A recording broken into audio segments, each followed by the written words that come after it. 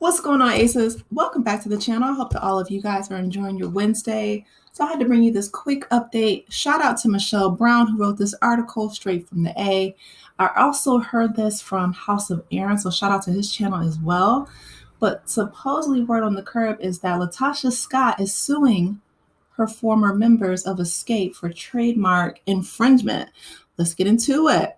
So it's only been a week since the 90s girl group, which consists of LaTocha Scott, Tamika Tiny Harris, Tamika Scott, and Candy Burris, they officially announced that they were heading on a nationwide tour, co-headlining with SWV. You guys know I made a separate video about that. It's produced by Mona Scott Young's entertainment company called Mona Me, along with Live Nation. So fans of the popular girl group were wondering why there's only 3 members that appeared in the promo, and perhaps that LaTocha Scott's attorney letters can provide some clarity. LaTocha Scott, through her attorney, LaRon E. Rogers, is claiming that Live Nation, Mona Scott Young's Mona Me Entertainment Group, they are interfering with her rights as one half of the trademark owner of the Xscape brand.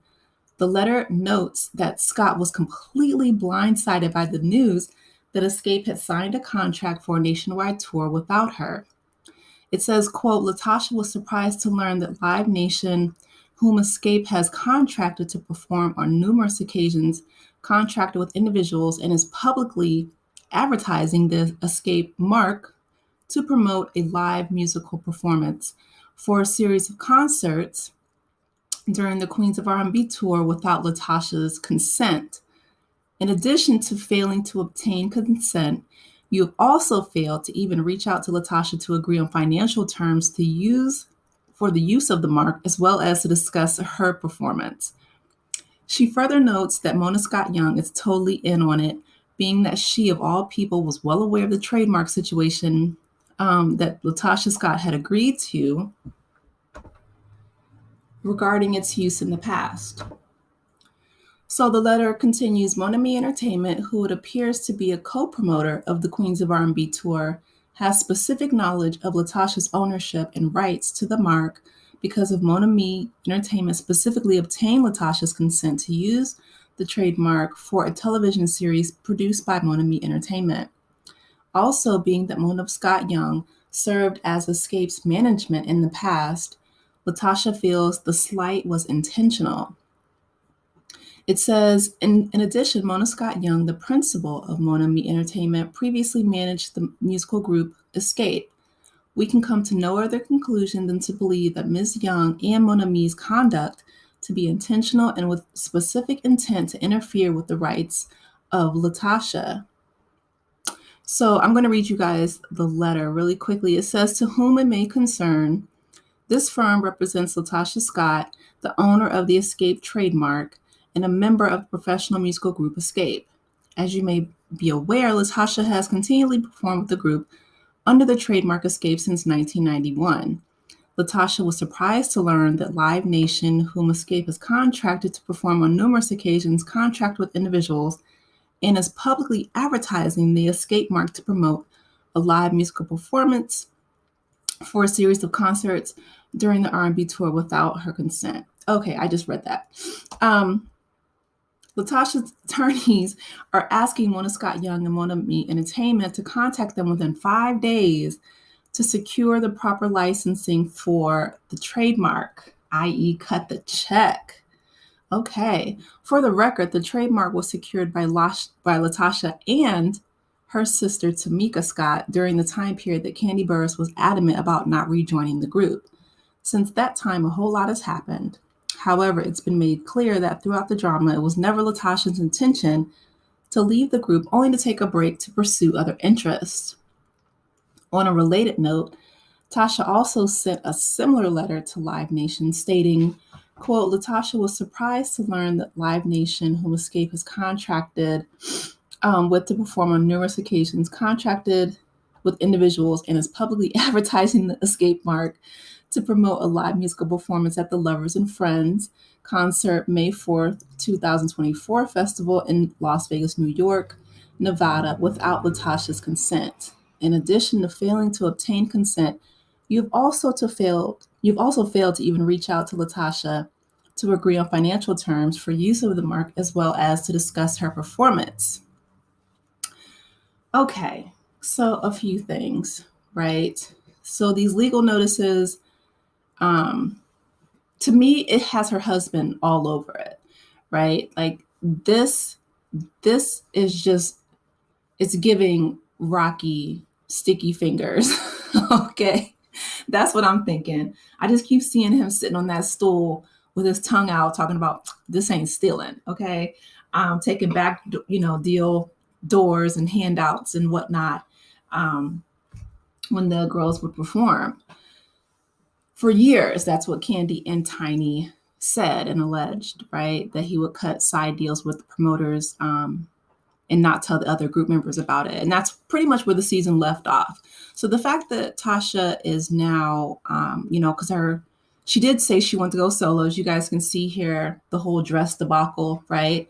And even when they were on tour, or before they went on tour during the season, during the show, when she showed up with that entourage and people were calling her Diana Ross, it seemed to me that she wanted to stand out from the group so bad. She's been saying that since they were pretty much teenagers, right? That's what we learned while watching the show.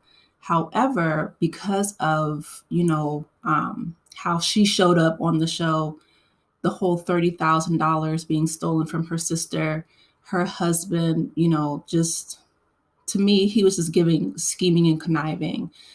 This seems like another money grab, right? Because we know that her gospel album, a lot of people said it went aluminum foil.